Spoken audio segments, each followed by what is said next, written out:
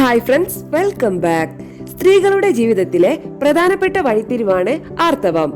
ശരീരം പ്രത്യുൽപാദനത്തിന് തയ്യാറാണെന്ന സൂചന നൽകുന്ന ഘട്ടം കൂടിയാണിത്.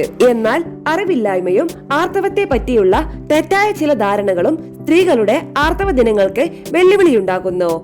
ഒരു സാധാരണ പ്രക്രിയയായ ആർത്തവത്തിന് പലപ്പോഴും സമൂഹം അശുദ്ധി കൽപ്പിക്കുന്നതും സ്ത്രീകളുടെ ജീവിതം ദുരിതത്തിലാക്കുന്നു. ആർത്തവ ശുചിത്വം പാലിക്കുന്നതിലൂടെ സ്ത്രീകളെ കൂടുതൽ ശാക്തീകരിക്കാൻ സാധിക്കും. അശാസ്ത്രീയമായ രീതിയിൽ ആർത്തവത്തെ കൈകാര്യം ചെയ്യുന്നവർക്ക് ഉണ്ടായേക്കുന്ന ചില പ്രശ്നങ്ങൾ ഇനി പറയാം. അതിനു മുൻപ് ഈ വീഡിയോ നിങ്ങൾക്ക് യൂസ്ഫുൾ ആയെങ്കിൽ ലൈക്ക് ആൻഡ് ഷെയർ ചെയ്യണേ. സംശയങ്ങൾ കമന്റ് ബോക്സിൽ രേഖപ്പെടുത്താം. ആരോഗ്യപരമായ പുതിയ അറിവുകൾ വേഗത്തിൽ അറിയാൻ സബ്സ്ക്രൈബ് കൂടി ചെയ്തോളൂ. തീർച്ചയായും ഉപകാരപ്പെടും. 1. പ്രത്യുൽപാദന അവയവങ്ങളിൽ അണുബാധയുണ്ടാകും. 3. വൃത്തിഹീനമായ സാനിറ്ററി പാഡുകളുടെ ഉപയോഗം കാരണം ജനനേന്ദ്രിയത്തിലെ ചർമ്മത്തിലും മറ്റും ചൊറിച്ചിലുകളും അണുബാധയും ഉണ്ടാകും. 4. മൂത്രസംബന്ധ രോഗങ്ങൾ ഉണ്ടാകും. ആർത്തവ സമയത്ത് ചെയ്യേണ്ട ചില കാര്യങ്ങളെ പറ്റിയാണ് ഇനി പറയുന്നത്. 1. വിവിധ ആർത്തവ ഉൽപ്പന്നങ്ങളെ പറ്റി പഠിച്ച ശേഷം നിങ്ങൾക്ക് അനുയോജ്യമായവ തിരഞ്ഞെടുക്കുക. 2. സുരക്ഷിതമായ ഉൽപ്പന്നങ്ങൾ തിരഞ്ഞെടുക്കുക. സാനിറ്ററി പാഡിൽ നിന്ന് മെൻസ്ട്രൽ കപ്പിലേക്ക് മാറാൻ ശ്രമിക്കുക. ചെലവ് കുറവും മറ്റു ചർമ്മ രോഗങ്ങൾ ഉണ്ടാകാത്തതുമാണ് മെൻസ്ട്രൽ കപ്പുകൾ. പുനരുപയോഗിക്കാൻ സാധിക്കുകയും ചെയ്യും. 3.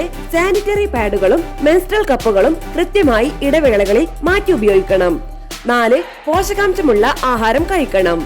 വെള്ളം ധാരാളം കുടിക്കണം. 5. ശാരീരിക പ്രവർത്തനങ്ങൾ പൂർണ്ണമായും ഒഴിവാക്കേണ്ടതില്ല.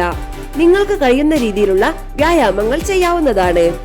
6. ദിവസവും കുളിക്കണം. ജനനേന്ദ്രിയ ഭാഗം വൃത്തിയാക്കി വെക്കാൻ ശ്രദ്ധിക്കണം.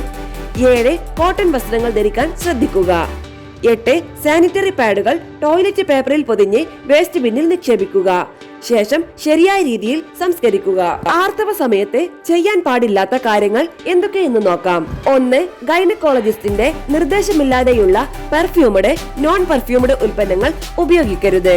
2. സാനിറ്ററി പാഡുകൾ കൃത്യമായ സമയത്ത് മാറ്റണം. ഒരുപാട് നേരം അവ ഉപയോഗിക്കരുത്. 3. സിന്തറ്റിക് വസ്ത്രങ്ങൾ ഉപയോഗിക്കരുത്. 4. സാനിറ്ററി പാഡുകളും മറ്റും ടോയ്ലറ്റിൽ ഇടരുത്. 5. ആർത്തവത്തെ പറ്റിയുള്ള തെറ്റായ ധാരണകളിൽ വീഴരുത്. 2. അണുബാധ ചിലപ്പോൾ വന്ധ്യതയിലേക്ക് നയിച്ചേക്കാം.